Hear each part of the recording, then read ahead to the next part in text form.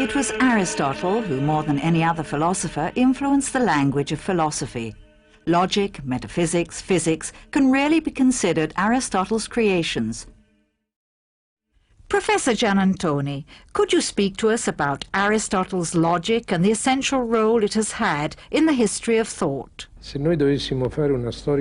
we were to trace a history of ancient logic based on the use of the term logic, we would in fact have to exclude Aristotle, because he never actually uses this term. The term enters philosophical language later, probably with the Stoics.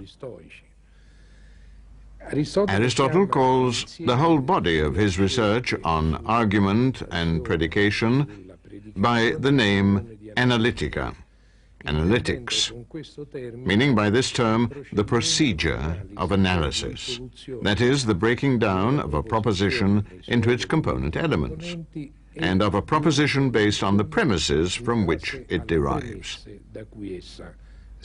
Nonetheless, Aristotle's analytics is not only part of the history of logic, but is also certainly the highest expression of research on this theme in the ancient world.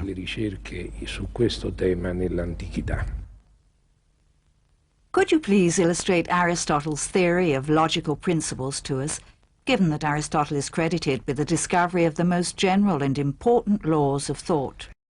Yes, undoubtedly there is a great deal of truth in this claim, even if, and this is significant in understanding the genesis and history of logical problems, Aristotle discusses logical principles not in a work on logic, but in Book 4 of Metaphysics.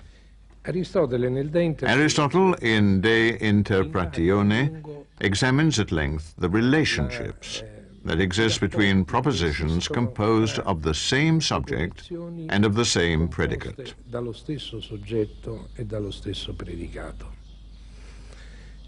I can say, for example, forming propositions with the terms man and philosopher, all men are philosophers. And this is a universal affirmative statement. I can say, some men are philosophers, and this is a particular affirmative statement. And I can say, no man is a philosopher, and this is a universal negative statement. And finally, I can say, some men are not philosophers, and this is a particular negative statement. What are the relationships between these premises?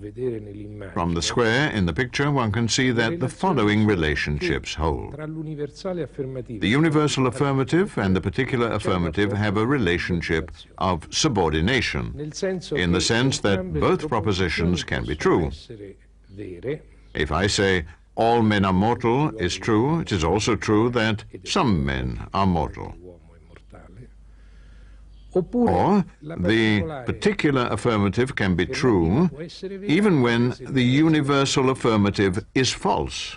This is because it may be false to say that all men are philosophers, but true that some men are philosophers.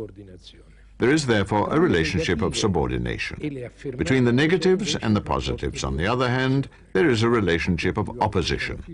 All men are philosophers, and no man is a philosopher, are two opposite or contrary propositions.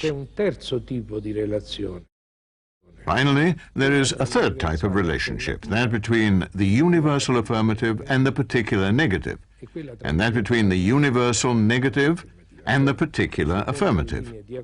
That is, according to the diagonal lines of the square. What characterizes these two propositions? These two propositions are contradictory. That is, they cannot both be true, and they cannot both be false, but rather one must necessarily be true, and the other necessarily false. In other words, Aristotle distinguishes between the relationship of opposition, or what is contrary, and the relationship of what is contradictory. The difference lies precisely in the fact that only in contradictory relationships must there necessarily be one that is true and the other false. So it is this idea of contradiction that naturally catches Aristotle's attention. Because if one of the two contradictory propositions is necessarily true and the other is necessarily false, the consequence is that both cannot apply to the same subject at the same time. This is the genesis of that very famous, that most famous of logical principles which, in the later tradition, came to be known by the name of the principle of identity and of non-contradiction. In later treatises on logic, above all in the Middle Ages, and still in the philosophical tradition for the whole 19th century at least, this principle took the formula A is A and is not non-A. Alongside this, treatises on logic included a second logical principle called the law of excluded middle. That is, of the excluded third case. This states that A is either B or is not B. A third hypothesis is not given. Tertium non datur. The third or the middle case is excluded. And if we read the text of metaphysics, it emerges very clearly that Aristotle actually does not have in mind the principle of identity and non-contradiction, but rather he has in mind two other different principles. One we could call the principle of determinateness, according to which whatever I think indeed that particular determinate thing.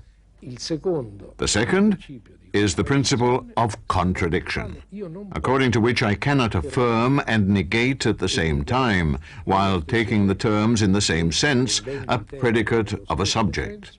That is, I cannot say simultaneously A is B and A is not B.